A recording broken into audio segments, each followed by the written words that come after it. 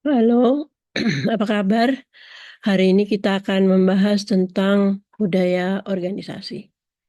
Namun sebelum kita membahas tentang organisasi, kita membahas tentang apa sebetulnya budaya itu sendiri. Nah, kita lihat di sini, budaya itu bermula dari munculnya beliefs.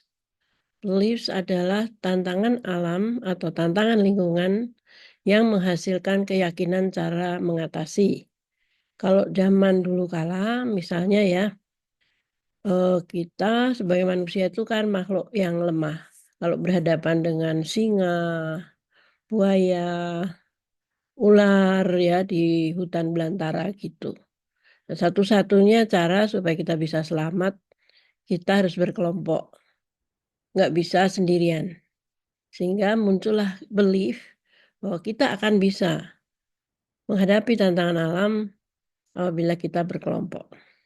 Nah, dari belief ini muncullah values. Artinya apa? Hal-hal yang baik dan yang buruk yang akan memperbaiki atau merusak kelompok.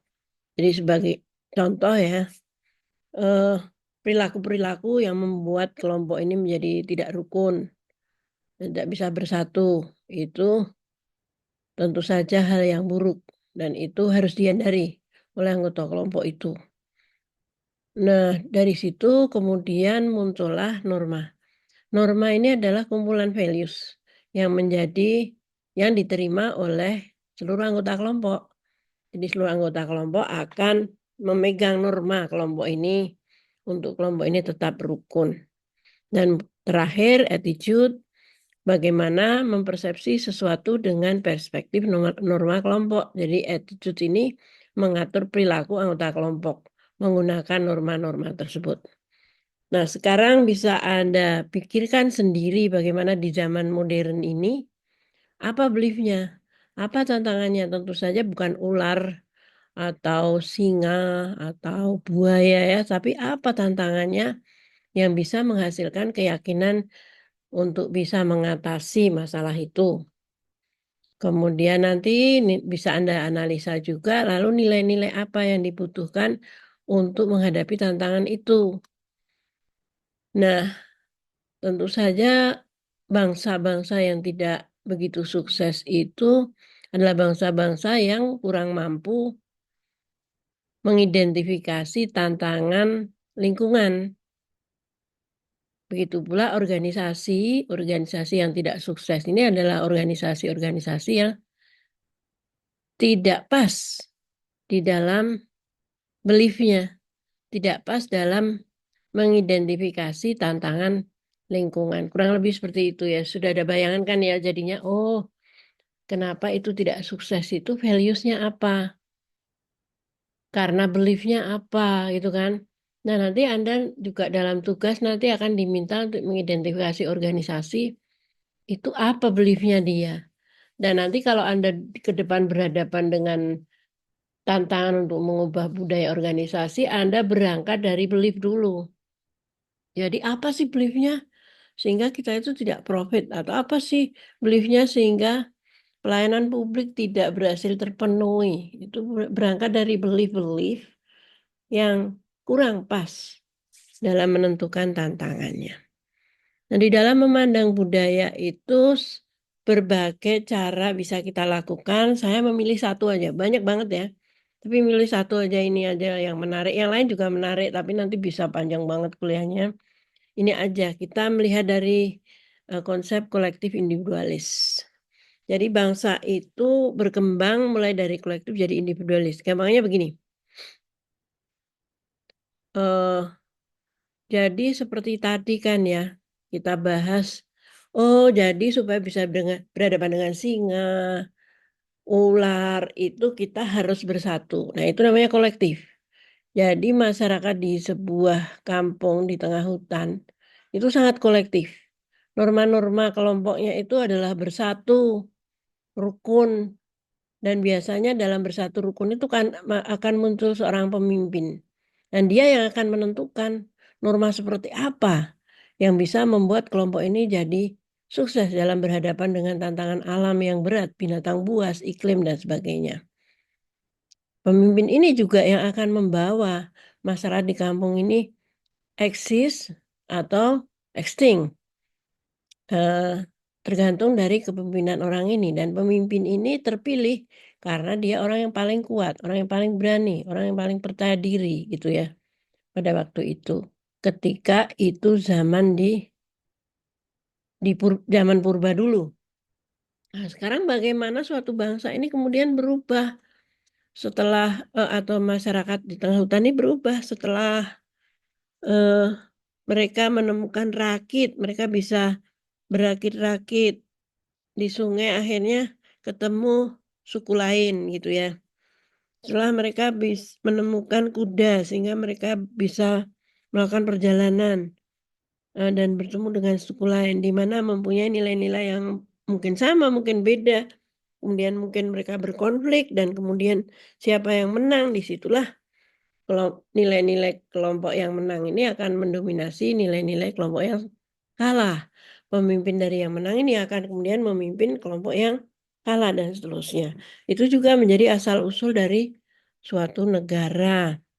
Nah kan begitu ya, makin lama kan makin berinteraksi dengan lingkungan di luar kelompoknya dan kemudian muncullah hal-hal yang sifatnya lebih teknologi ya. Munculnya pesawat terbang di mana kita bisa kemudian pergi lebih jauh lagi dan yang kemudian sangat fenomenal itu munculnya internet ya. Sehingga kita bisa berinteraksi dengan orang-orang di seluruh dunia. Maka kemudian dunia ini, masyarakat ini kemudian berubah menjadi individualis. Gimana caranya ya? Kita lihat dulu.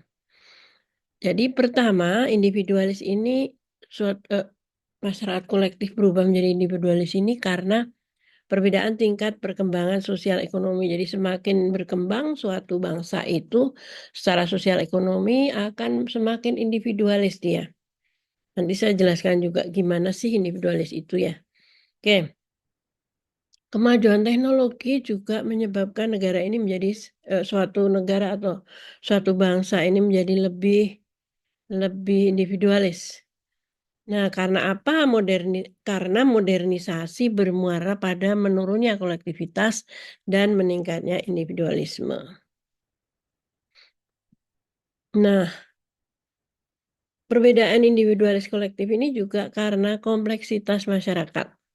Apalagi masyarakat informasi dan kemudian pendapatan per kapita suatu negara ini juga menentukan tingkat individualisme suatu masyarakat. Kemudian deviasi terhadap norma. Nah, ini di masyarakat individualis, toleransi terhadap deviasi adalah pada masyarakat heterogen di mana privacy menjadi ciri utama. Jadi orang ini kemudian tidak lagi terikat dalam suatu norma kelompok yang ketat gitu. Dia bisa berubah mengikuti norma kelompok yang lain. Mungkin saya punya cerita menarik ya ketika itu saya punya pembantu rumah tangga dan dia mengatakan ke saya, "Bu, ibu itu nanti kalau meninggal," gitu. Pertanyaannya kurang ajar juga sebetulnya. "Itu yang menggali kubur ibu siapa?" Saya jawab ke dia, "Nanti kita bayar, Mbak. Ada tukang penggali kubur." "Oh, gitu ya, Bu. Kalau di desa saya itu kalau ada yang meninggal, yang menggali kubur itu desa tetangga. Nanti kalau desa tetangga ada yang meninggal, dari desa kami yang menggalikan kuburnya," gitu. Terus dia nanya lagi, "Bu, ibu kalau sakit, ibu kan nggak pernah interaksi dengan tetangga. Terus ibu kalau sakit nanti yang nengok siapa? Kalau meninggal yang layak siapa?" Nah, saya langsung ngelirik ke HP saya. Di HP saya itu ada grup SD, grup SMP, grup SMA, grup kuliah, grup dosen UGM itu kalau nggak salah ada 3 apa ya. Dosen psikologi ada 2, kemudian grup teman-teman yang khusus gitu ya, itu banyak. Grup main calong, grup softball, grup apalagi ya, grup ngerasani juga ada. Nah, jadi Sekali aja ketahuan saya sakit di satu grup, kebetulan anggota grup itu juga anggota grup saya yang lain, dia langsung mengumumkan ke sana. Itu akhirnya banyak banget yang tahu kalau saya sakit itu. Jadi ini juga menunjukkan masyarakat individualis, di mana kemudian pergaulan kita itu misalnya lagi seneng main sama temen SD, terus lama-lama kok nilainya nggak cocok, kita pindah, terus kita main sama temen SMA. Kok lagi nggak cocok ya, terus pindah. Jadi kita itu punya kebebasan untuk menentukan kita mau gabung ke kelompok yang mana. Beda dengan masyarakat kolektif ya, mau tidak mau dia harus bergabung dengan masyarakat di tempat dia tinggal, tetangga-tetangganya. Karena itu masyarakat kolektif selalu berkata, aduh jangan gitu dong, nggak enak sama tetangga. Nah ini kalau di masyarakat individualis sudah nggak ada. Bahkan kadang juga sama tetangga aja nggak kenal. Tapi kan orang pernah saya ditanya oleh seorang mahasiswa, Bu, manusia itu kan makhluk sosial. Terus kalau individualis nggak punya teman itu berarti bukan manusia, dia bilang itu. Saya jawab, orang individualis itu juga makhluk sosial sama aja, cuman bedanya dengan kolektif. Kalau individualis itu dia bisa memilih kelompoknya sendiri dan dia bersosialisasi dengan kelompok di mana dia bergabung. Terus kalau dia bosen atau nggak cocok dengan nilai-nilai kelompok itu ya dia cari kelompok lain di mana dia cocok dengan nilai-nilainya kayak gitu. Jadi tetap aja masyarakat individualis itu makhluk sosial cuma bisa memilih kelompoknya sendiri, nggak harus dengan tetangganya. Kurang lebih seperti itu ya. Jadi Anda sekarang paham gimana sih masyarakat individualis itu. Nah, selanjutnya, masyarakat individualis sendiri itu memiliki budaya yang kompleks, terdapat berbagai macam pilihan gaya hidup, sehingga dapat dipahami bahwa pada masyarakat individualis, orang cenderung memiliki pilihan gaya hidup lebih banyak dibandingkan dengan masyarakat kolektif. Nah, selanjutnya ini juga penting ya. Nah, kemarin saya lihat tuh ya di TikTok dan sebagainya tuh, wah orang-orang tuh pada seneng banget ketika seorang anak itu nakal banget terus dilaporin oleh ibunya ke kantor polisi terus mau ditahan oleh polisinya gitu. Anaknya nangis-nangis mohon-mohon. Terus yang komen tuh mengatakan hajar aja terus Bu. Oh, biar sadar ini anak nakal gitu. Semuanya mendukung keputusan ibu itu. Kemudian guru, guru orang tua menyerahkan pada guru agar anaknya dididik dengan keras. Terus yang komentar juga mendukung, anak tuh harus dididik dengan keras. Nah, coba Anda lihat tayangan saya ini. Jadi pola asuh terhadap anak pada masyarakat kolektif. Pola asuh menekankan konformitas, kepatuhan, keamanan, dan keandalan. Sebaliknya masyarakat individualis, pola asuh menekankan kemandirian, eksplorasi, dan kreativitas. Ya, jadi kalau dari tayangan ini Anda bisa simpulkan orang-orang yang komen di konten-konten yang saya ceritakan tadi itu adalah orang-orang yang masih menganut pola asuh konformitas. Jadi mereka nggak suka kalau lihat anak yang nggak patuh, kemudian tidak bisa diandalkan dan sebagainya. Tapi kalau Anda sendiri merasa bahwa gini ya, kedepannya itu dunia akan makin individualis, lingkungan Anda juga akan makin individualis. Anda sendiri sebagai Gen Z tentu sangat lebih individualis daripada saya. Nah, di dalam masyarakat individualis itu pola asuhnya menekankan gimana secepatnya seseorang itu bisa mandiri. Bagaimana seseorang itu bisa punya banyak kesempatan untuk mengeksplorasi. Dan bagaimana seorang anak itu punya banyak kesempatan untuk berkreasi. Jadi nanti kalau Anda mau membantah omongan-omongan orang di mana pendidikan itu harus keras, supaya seorang anak itu tangguh, oh maaf salah. Anak Anda kalau mau tangguh ya ini, pendarian, eksplorasi, dan kreativitas. Nah, sekarang kita bicara tentang budaya organisasi. Budaya organisasi itu apa sih? Jadi, persepsi secara umum dari para anggota organisasi dengan menggunakan shared meaning. Shared meaning ini sebenarnya adalah values. Ya, jadi value apa yang ada dalam organisasi itu. Ini Anda lihat ya, Ini organisasi yang bagus loh ini, 1 sampai 7 ini. Misalnya 1, nilai-nilai itu inovasi dan risk taking ya, mengambil risiko. Nomor 2, nilai attention to details. Nomor 3, orientasi outcome. Nomor 4, orientasi people. Nomor 5, orientasi tim. Nomor 6, aggressiveness. Nomor 7, stability. Nah, ini contoh saja ya. Pada kenyataannya nanti banyak yang sebaliknya malahan ya. Nanti kita bahas misalnya ada ya organisasi itu yang penting yang penting outcome orientation tuh nggak dipikir. Jadi nggak ada nilai di dalam organisasi itu terkait dengan orientasi outcome. Kayak gitu bisa aja terjadi. Ini kita contohkan ya kalau organisasi A.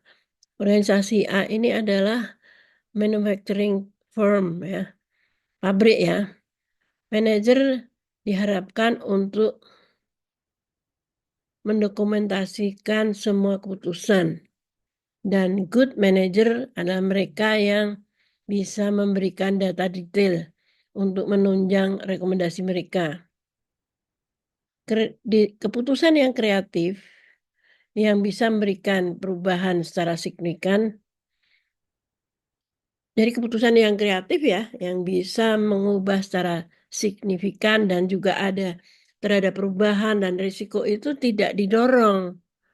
Jadi contohnya setiap orang usul-usul yang kreatif out of the box itu di-decline. Jangan deh, nggak usah, jangan seperti itu, nanti resikonya gitu. Saya pernah ada di dalam organisasi itu, setiap punya ide selalu takut pada risikonya gitu. Ya, kemudian ketika para manajer ini gagal, maka proyek itu kemudian dikritik secara terbuka ya dan dihukum. Sehingga manajer mencoba untuk tidak mengimplementasikan ide yang menyimpang dari status quo. Status quo itu kemandekan ya. Jadi yang kemandekan itu manajer juga ngambil keputusannya juga gak jauh-jauh dari yang sudah value yang sudah ada. Bahkan manajernya sendiri yang kepilih jadi manajer juga orang-orang yang tidak aneh-aneh, yang tidak berpikir out of the box gitu ya.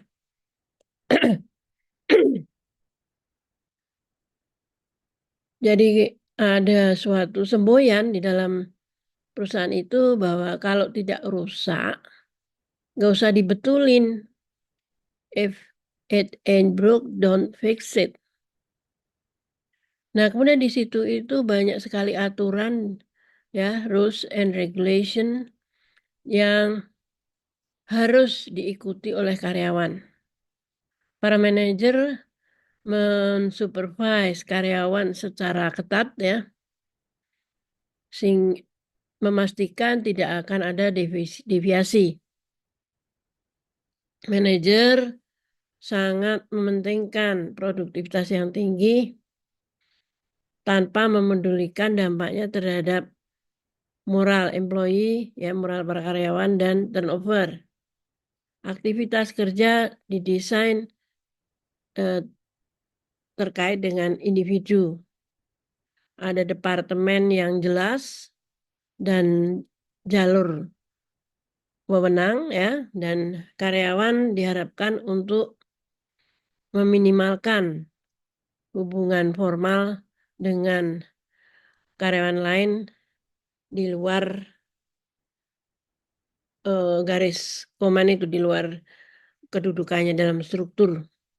Evaluasi kinerja dan reward itu menekankan usaha individu, sementara walaupun senioritas itu tetap menjadi penentu utama dari gaji dan promosi. Jadi bukan kinerja dasarnya untuk menentukan gaji dan promosi, tapi senioritas. Ini organisasi A. Sekarang kita bandingkan dengan organisasi B. organisasi B itu juga pabrik. Tapi di sini para manajemen mendorong dan memberi hadiah pada mereka yang mengambil risiko dan berubah. Keputusan didasarkan pada intuisi itu dihargai dan kemudian juga di well rationalize ya. Manajer bangga ada sejarah bereksperimen dengan teknologi baru dan sukses yang diperoleh dari inovasi. Jadi mereka bangga ya. Manajer atau karyawan juga yang punya ide-ide bagus didorong dan kemudian diberi kesempatan untuk merealisasinya. Kemudian kesalahan dianggap sebagai pengalaman belajar. Ya, perusahaan bangga bahwa dia menjadi perusahaan yang market driven, ya, yang dikemudikan oleh pasar. Nah, dan respons banget tuh cepet gitu, respon cepet itu terjadi terkait perubahan kebutuhan karyawan. Jadi setiap ada terjadi perubahan kebutuhan karyawan itu dia responnya cepat gitu. Aturan itu tidak begitu banyak dan pengawasan itu juga tidak begitu ketat karena manajemen percaya bahwa karyawan itu adalah pekerja keras dan bisa dipercaya. Manajemen peduli dengan produktivitas tinggi, tapi percaya bahwa produktivitas tinggi ini diperoleh melalui memperlakukan karyawan dengan benar. Perusahaan ini bangga atas reputasinya sebagai tempat yang menyenangkan untuk bekerja. Aktivitas dirancang berdasarkan tim kerja dan anggota tim didorong untuk berinteraksi dengan orang-orang di fungsi-fungsi yang lain. Jadi di luar jalur strukturnya. Karyawan membahas kompetisi antar tim dengan positif. Individu dan tim mempunyai tujuan dan bonus berdasarkan capaian dari output. Karyawan diberi otonomi yang memungkinkan mereka mendapatkan cara-cara untuk meraih tujuan. Jadi Anda bisa lihat bedanya ya, organisasi A dengan B. Nah itulah mencerminkan kulturnya beda antara A dengan B. Walaupun dua-duanya sama-sama manufacturing firm. Nah di sini kita bahas tentang kultur itu ada. Sebetulnya kultur itu dominan, yang berfungsi itu adalah kultur yang dominan. Karena kultur yang dominan itu mengekspresikan nilai utama yang di share oleh mayoritas dari anggota organisasi. Yang bisa kita tengarai misalnya di pemerintahan, di kepolisian, di tentara, di kejaksaan, kehakiman. Intinya di 3 pilar itu ya. Di 3 pilar yudikatif, eksekutif, legislatif. Itu saya masih menengarai dominan kultur itu gratifikasi ya. Jadi adanya suatu suatu nilai bahwa menerima gratifikasi dan menyalahgunakan wewenang itu boleh atau hal yang biasa. Itu berdasarkan pengamatan saya masih berlaku di 3 pilar itu. Nah itu values. Dan itu values yang nggak bagus banget bagi Indonesia.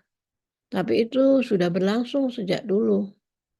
Dan itu masih berjalan dan sangat sulit untuk dihapuskan. Kalau nyolong uang negara secara langsung mungkin malah ya mungkin ada ya, tapi yang jelas tuh yang gratifikasi itu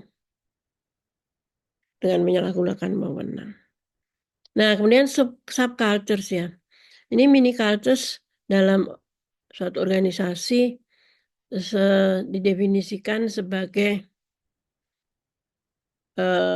kultur subculture departemen atau mungkin beda culture antara daerah. Jadi sama-sama satu perusahaan tapi karena itu ada yang di Jakarta, ada yang di Bali gitu ya, budayanya bisa beda. Itu subculture. Bahkan di Fakultas Psikologi aja gitu ya, antara KBK klinis dengan KBK Pio dengan KBK sosial itu culture-nya beda loh. Eh, cara berinteraksi dosen-dosen di dalamnya juga beda. Selanjutnya, core values ini adalah the primary of dominant values. Jadi, primary or dominant values yang diterima di seluruh organisasi. Nah, sedangkan strong culture itu adalah budaya di mana core values itu secara intensif dipegang dan di-share secara luas. Di sini ada culture versus formalisasi. Culture yang kuat itu menghasilkan konsistensi perilaku dan bisa menjadi pengganti dari peraturan. Jadi budaya yang kuat dalam organisasi itu tidak butuh aturan terlalu banyak. Ya. Bahkan kalau budaya-budaya di 3 pilar tadi itu, nah itu malah kadang-kadang peraturannya banyak tapi ya ada budaya untuk bagaimana menyiasati peraturan-peraturan itu agar penyalahgunaan jabatan untuk mendapatkan gratifikasi itu bisa dilakukan. Nah, di sini budaya organisasi dengan budaya nasional seperti yang saya bahas pertama tadi, itu maka budaya nasional itu memiliki dampak yang lebih kuat dibandingkan dengan budaya organisasi. Jadi ketika itu terjadi organisasi sama, yang satu di Jepang, satu di Indonesia, itu budaya Indonesia itu ya lebih kuat pengaruh ke organisasi itu. Sementara kalau di Jepang ya budaya Jepang ya lebih kuat pengaruhnya daripada budaya organisasi itu sendiri. Jadi ketika suatu negara itu bekerja di luar negaranya, kadang-kadang perusahaan itu jadi beda dengan lokal atau native population. Ini saya alami sendiri karena saya pernah bekerja di perusahaan asing ya. Ya bisa saya rasakan bahwa budaya di organisasi itu beda. Walaupun budaya bangsa ya masih kental di situ. Tapi budaya organisasi di situ beda dengan budaya organisasi di mana pemiliknya dan pemimpinnya adalah orang Indonesia. Nah, ketika budaya itu menjadi kendala, maka salah satunya budaya itu menjadi penghalang bagi perubahan. Jadi organisasi itu menyebabkan, budaya itu menyebabkan organisasi itu sulit mengikuti zaman, sulit untuk beradaptasi dengan kebutuhan pelanggan. Nah ini barrier to change-nya, dia menjadi penghalang. Juga budaya organisasi itu bisa menjadi barrier to diversity. Jadi dia menjadi penghalang ketika organisasi itu seharusnya menganut diversity. Kenapa diversity itu penting? Karena diversity itu menjadi kekuatan. Jadi kalau suatu organisasi itu bisa mengelola diversity itu, maka organisasi itu kan menjadi semakin kuat. Karena kemudian akan terjadi anggotanya itu berbeda dengan pemikiran-pemikiran yang berbeda dan bisa menolerir pemikiran yang berbeda itu, maka organisasi itu menjadi semakin kaya gitu kan. Salah satu ciri dari keberhasilan Amerika Serikat itu sampai detik ini menjadi negara terkaya di dunia itu salah satunya karena Amerika itu diversity-nya kuat banget. Jadi toleransi terhadap perbedaannya kuat di Amerika itu. Tapi ketika kita kemudian dalam organisasi itu mengungkung diri, misalnya eh, semua harus pakai hijab gitu, atau sebaliknya, semua karyawan perempuan tidak boleh pakai hijab. Kalau sudah seperti itu, maka dia itu kemudian membatasi perbedaan. Nah, ketika membatasi perbedaan, pola pikirnya juga jadi seragam. Jadi hanya satu pola pikir aja yang itu kemudian tidak bisa merespon diversity di luar organisasi, di luar perusahaan gitu. Juga menjadi barrier terhadap akuisisi dan merger. Jadi kalau mau bergabung dengan organisasi lain, saya juga pernah mengalami ini. Jadi suatu perusahaan itu mau deal-dealan dengan perusahaan Jepang yang akan invest ke Indonesia.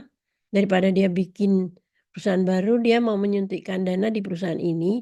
Kemudian produk-produknya itu nanti akan diproduksi di perusahaan ini. Otomatis dia akan menyuntikkan dana untuk equipment dan sebagainya. Deal-dealannya kan tentunya juga deal-dealan manajemen. Wong dia mau naruh mesin-mesin modern, kemudian nanti memproduksi produk Jepang itu di perusahaan itu.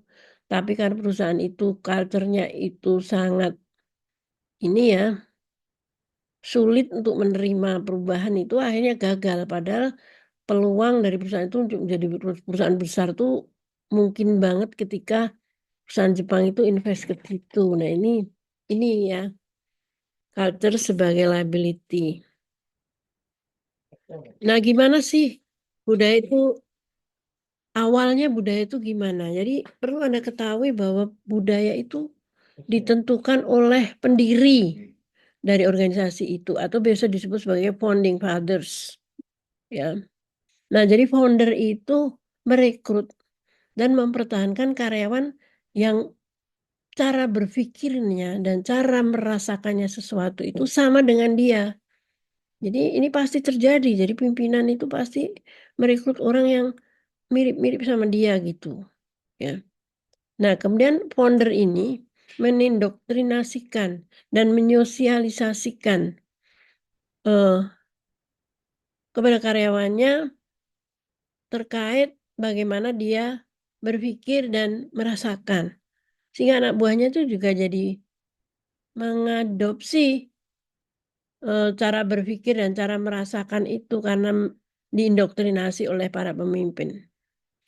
Sehingga kemudian si founding father ini perilakunya itu menjadi role model dan mendorong karyawan untuk mengidentifikasi diri mereka terhadap nilai-nilai, keyakinan, values, dan asumsi dari si founding fathers itu. Jadi akhirnya turun-temurun nilai-nilai dari founding fathers ini terus diadopsi oleh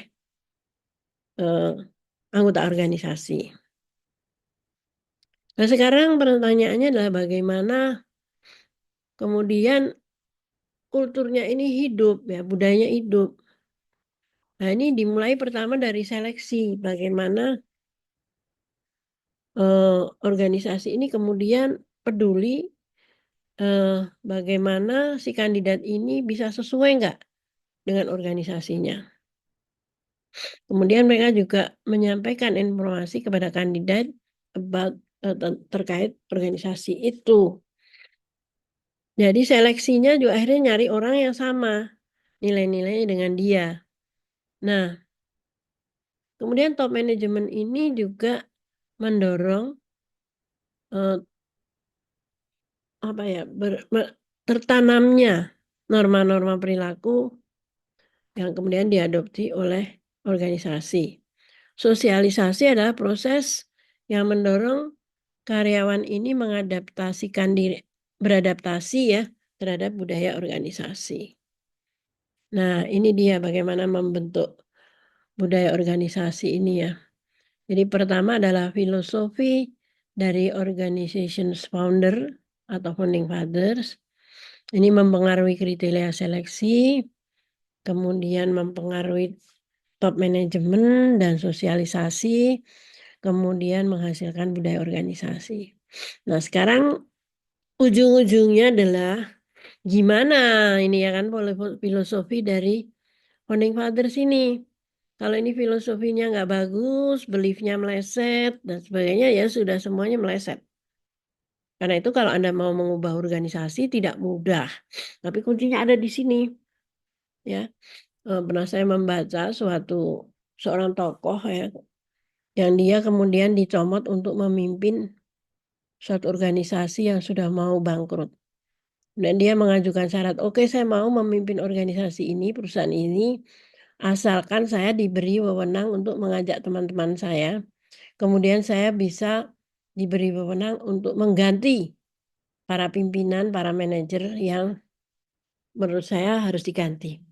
Nah, si pemilik perusahaan ini, ya nggak cuma satu orang ya, perusahaan besar.